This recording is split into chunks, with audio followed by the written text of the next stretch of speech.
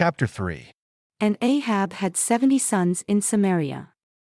And Jehu wrote letters and sent to Samaria, unto the rulers of Jezreel, to the elders, and to them that brought up Ahab's children, saying, Now as soon as this letter comes to you, seeing your master's sons are with you, and there are with you chariots and horses, a fortified city also, and armor, search even out the best and most qualified of your master's sons and set him on his father's throne, and fight for your master's house. But they were exceedingly afraid and said, Behold, 2 kings stood not before him, how then shall we stand?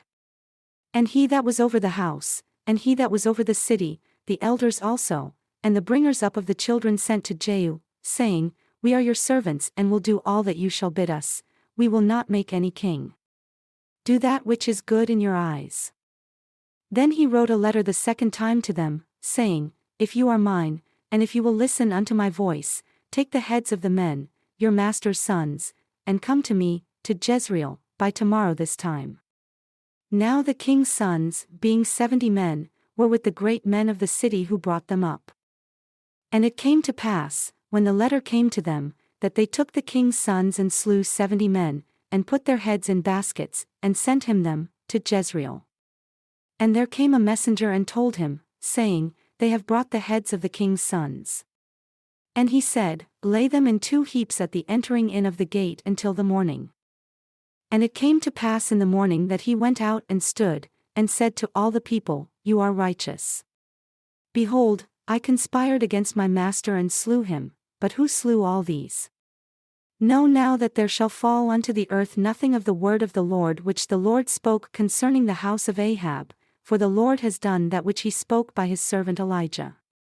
So Jehu slew all that remained of the house of Ahab in Jezreel, and all his great men, and his kinsfolk, and his priests, until he left him none remaining. And he arose and departed, and came to Samaria. And as he was at the shearing house in the way, Jehu met with the brethren of Ahaziah king of Judah, and said, Who are you?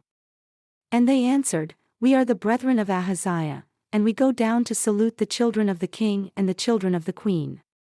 And he said, Take them alive. And they took them alive, and slew them at the pit of the shearing house, even 42 men, neither left he any of them. And when he was departed from there, he lighted on Jehonadab the son of Rechab coming to meet him. And he saluted him and said to him, Is your heart right, as my heart is with your heart?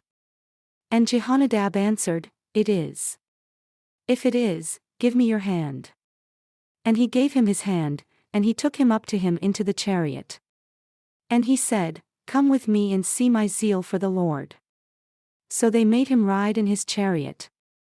And when he came to Samaria, he slew all that remained unto Ahab in Samaria, until he had destroyed him according to the saying of the Lord which he spoke to Elijah. And Jehu gathered all the people together and said unto them, Ahab served Baal a little, but Jehu shall serve him much. Now therefore call unto me all the prophets of Baal, all his servants, and all his priests. Let none be absent, for I have a great sacrifice to do to Baal. Whoever shall be absent, he shall not live. But Jehu did it in subtlety, to the intent that he might destroy the worshippers of Baal. And Jehu said, Proclaim a solemn assembly for Baal. And they proclaimed it. And Jehu sent through all Israel, and all the worshippers of Baal came, so that there was not a man left that came not. And they came into the house of Baal, and the house of Baal was full from one end to another. And he said unto him that was over the vestry, Bring forth vestments for all the worshippers of Baal. And he brought them forth vestments. And Jehu went, and Jehonadab the son of Rechab, into the house of Baal, and said unto the worshippers of Baal, Search, and see that there are here with you none of the servants of the Lord, but the worshippers of Baal only.